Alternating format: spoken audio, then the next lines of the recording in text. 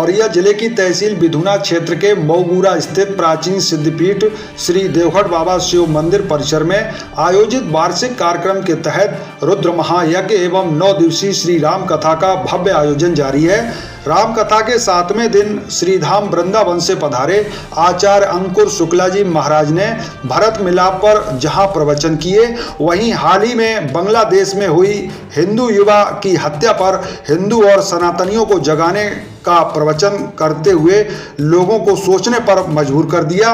कथा के उपरांत श्रद्धा भाव के साथ देवगढ़ बाबा की पावन आरती कोतवाली प्रभारी निरीक्षक बिधुना मुकेश बाबू चौहान, मनमेंद्र पोरवाल, ब्रजमोहन सिंह यादव, राजू तिवारी, हेमंत गुप्ता दिव्यापुर, उमाशंकर शुक्ला, गुड्डू चौहान, हरि चौबे, छन्नू तिवारी, गुड्डू श्रीवास्तव के अलावा पांडाल में मौजूद महिला पुरुष श्रद्धालुओं के द्वारा की गई। आइए आपको सीधे महोत्सव पांडाल में लेकर चलते हैं, जहां सभी भक्ति के सागर में सराबोर हैं और वहीं आचार्य के द्वारा बांग्लादेश की घटना पर प्रवचन किए जा रहे हैं। राम राज्य आने वाला नहीं है। राम राज्य लाने के लिए हमें वो कदम उठाने पड़ेंगे, तब ये राम राज्य आएगा। और केवल हम कल्पना करते रहे, सोचते रहे कि राम राज्य आ जाए, राम राज्य आ जाए, राम राज्य ऐसे आने वाला नहीं है। तो आप कल मैं न्यूज देख रहा था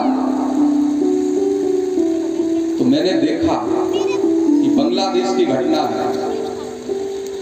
वहां पर एक निर्दोष हिंदू को जिंदा जलाया गया। तो आप सुन लीजिए, ये बांग्लादेश बहुत दूर नहीं है, बहुत दूर नहीं है।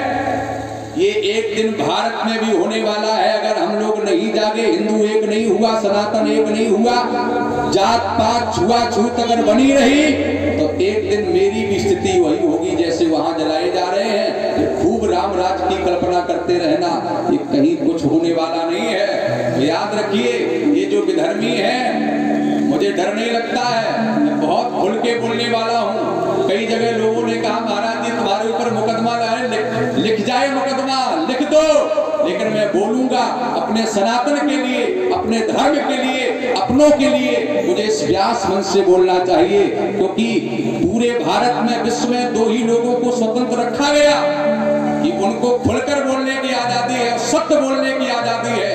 पहला, कथावाचक को इस व्यास मंच से सत्य ही बोलना चाहिए, और दूसरा मीडिया को सही ही दिखाना चाहिए। लेकिन आज मैं समाज में देख रहा हूँ ये कथावाचक और मीडिया वाले ही सही नहीं बोल पा रहे हैं। तो ये हमारा समाज जाएगा कहाँ जाएगा? तो कल्पना करिए, ऐसे राम राज्य नहीं आएगा। कल बहन जी आई थी, साध्वी जी आई थी, उन्होंने एक शब्द बोला, अगर बटेंगे तो कटेंगे। ये निश्चित है कि अगर हम बटेंगे तो एक दिन हम भी काटे जाएंगे, हम भी जलाए जाएंगे। और फिर मैंने कई बार बोला, परसों बोला था, एक दिन और बोला था, जो हमें यहाँ इतने आराम से बैठ करके कथा सुन रहे हैं, ज्यादा मत, मैं लिख के दे सकता हूँ, 30 वर्ष और रुकिए, केवल 30 वर्ष, और फिर तुम कथा यहाँ करा के और कथा सुन के आप सुन लेना, तब हम जानेंगे। केवल कथा सुनेंगे, कथा सुनने से कुछ नहीं होगा।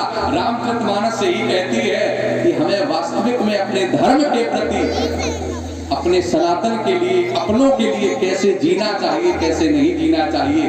तब कहा गया है, रामो विग्रहवान धर्मा, राम ने धर्म की ध्वजा को उस शिखर पर पहुंचाया है।